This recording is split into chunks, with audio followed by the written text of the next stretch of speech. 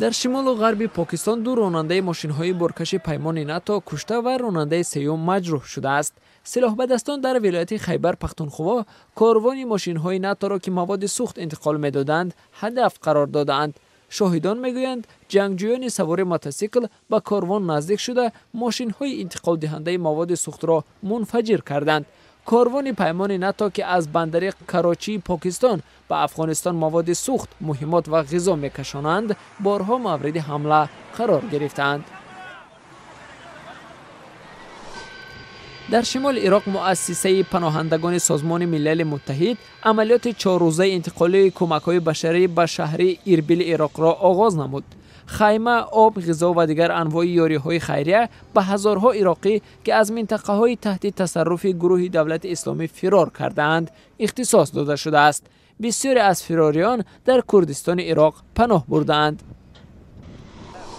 صدها نماینده سازمان‌های جوانان افغان در شهر کابل راهپیمایی نموده اعلان نتیجه‌های نهایی انتخابات پرزیدنتی این کشور را تقاضا کردند. سابق وزیر کارهای خارجی افغانستان عبدالله عبدالله و رقیب او سابق وزیر مالیه این کشور اشرف غنی منتظر تفتیش شکایت عبدالله درباره تقلب گسترده در رفع آوازدهی میباشند.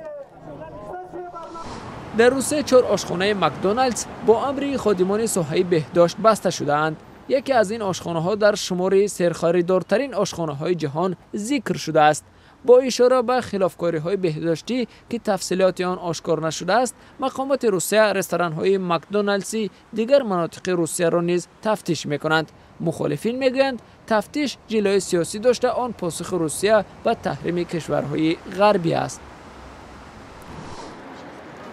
در روسیه مراسم یادبود 3 نفره که ماه آگوست سال 1991 در برخوردها با نیروهای زیر فرمان رهبران گکچپ به هلاکت رسیدند برپا شد. مراسم با تشبث جنبش سالیدارنست و دیگر گروه‌های مخالف حکومت در نزد قبرهای دمیتری کامر، ایلیا کریچفسکی و ولادیمیر اوسوف در قبرستان واگانوفسکی مسکو تشکیل شده بود.